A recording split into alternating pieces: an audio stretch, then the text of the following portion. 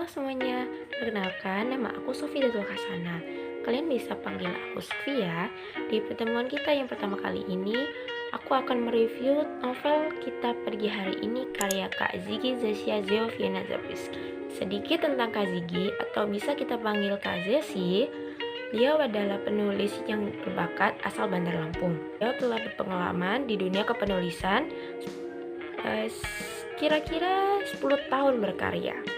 Karyanya yang trending selain Kita Pergi Hari Ini ada Jakarta Sebelum Pagi, Di Tanah Lada, dan Semua Ikan Yang Ada di Laut. Nah, tentang novel Kita Pergi Hari Ini, tema yang dibawakan dalam novel ini yaitu petualangan seorang anak, dan lebih tepatnya bagaimana penggambaran dunia melalui sudut pandang anak-anak. Novel Kita Pergi Hari Ini bercerita tentang apa sih? Alkisah sebuah kota bernama Kota Suara, tinggallah sebuah keluarga bernama Keluargamu. Ada bapakmu, ibumu, dan ketiga anaknya. Yang pertama ada Mi, anak lelaki yang bandel. Kemudian Ma, anak perempuan yang rewel. Mo, si paling kecilmu, anak yang sulit dimengerti. Mengapa kota ini disebut Kota Suara? Karena populasi anak kecil daripada populasi orang dewasa lebih banyak populasi anak kecil. Karena ya biasalah ya, anak kecil banyak membuat keributan seperti tangisan, tertawaan, rengekan, dan lain-lain. Dan ditambah dengan fakta bahwa di kota tersebut populasi anak kecil lebih banyak. Masyarakat asli kota tersebut mulai melupakan nama asli dari kota itu, dan mereka sekarang menyebutnya Kota Suara. Cerita ini dimulai ketika bapak dan ibumu mulai kesulitan mencari pengasuh untuk ketiga anaknya. Karena ya, yang pertama, Mi, si anak tertua, adalah anak lelaki yang sangat bandel. Ya namanya anak lelaki ya, pasti bandelnya tuh minta ampun.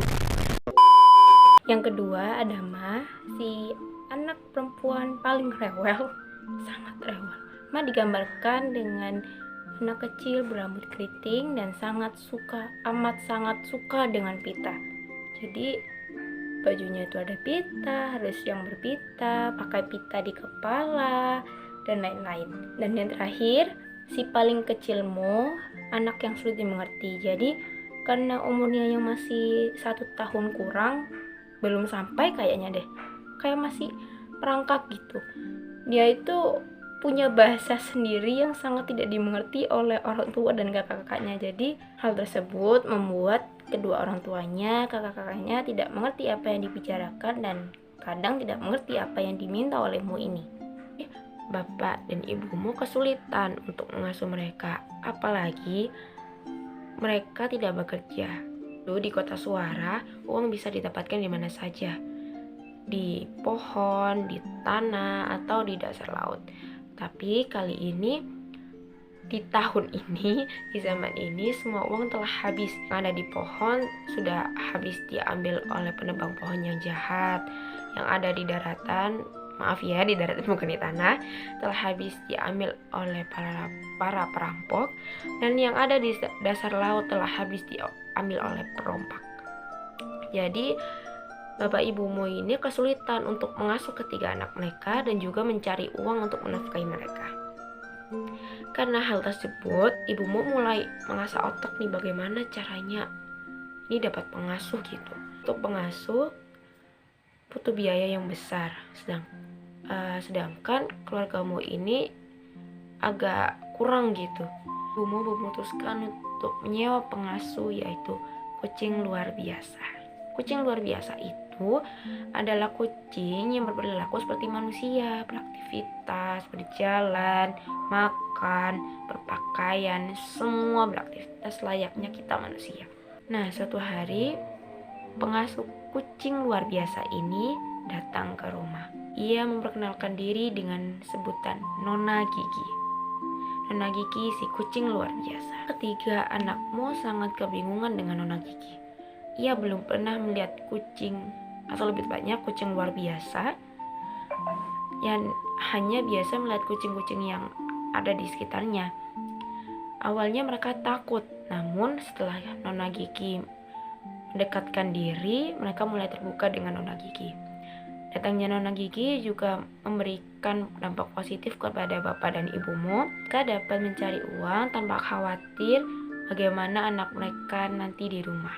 Asuhan Nona Gigi terhadap 3 anakmu sangatlah berdampak positif loh ya di sini.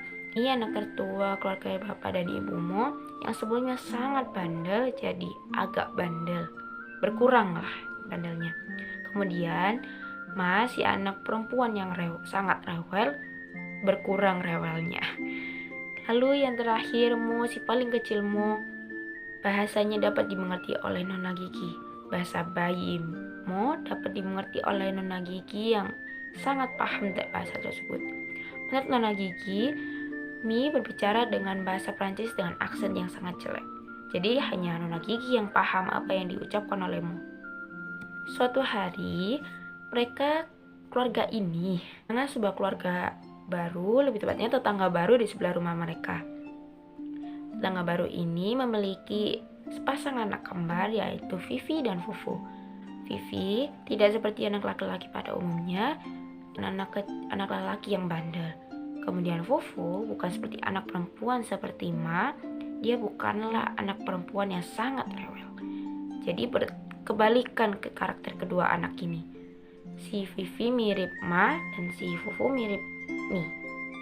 Ya, tomboy dan feminin lah ya. Setelah mendekatkan diri dengan tetangga baru dan ternyata akrab nih kedua anak tersebut dengan 2 anak tertua keluargamu, mereka sering bermain bersama. Hingga suatu hari, Nona Gigi menawarkan sebuah petualangan kepada kelima anak tersebut, Mi, Ma, Mu, Vivi, dan Fufu. Nona Gigi menaruhkan petualangan ke tempat asal Nona Gigi berada, yaitu Kota Terapung Kucing Luar Biasa. Apa sih Kota Terapung Kucing Luar Biasa? Jadi Kota Terapung Kucing Luar Biasa ini ya asal-usul kucing luar biasa, di mana semua penduduknya adalah kucing luar biasa. Karena mendengar hal tersebut, tentu saja mereka ini membuat janji dan meminta izin kepada orang tuanya. Ya, selayaknya anak kecil lah ya, janjinya juga harus ditepati dan diminta terus nih. Akhirnya bapak dan ibumu memberikan izin dan menetapkan hari di mana mereka akan berangkat. Dan disitulah petualangan mereka dimulai. Kita pergi hari ini. Jadi itu ya sedikit isi tentang novel Kita Pergi Hari Ini. Di balik covernya sendiri yang dimana ada 5 anak kecil yang menatap sebuah bukit yang kehijauan. Jangan terkecoh guys. Dibungkus dengan cover yang imut dan apik serta lucu gitu. 5 anak kecil yang menatap ke bukit, tapi isinya berbeda.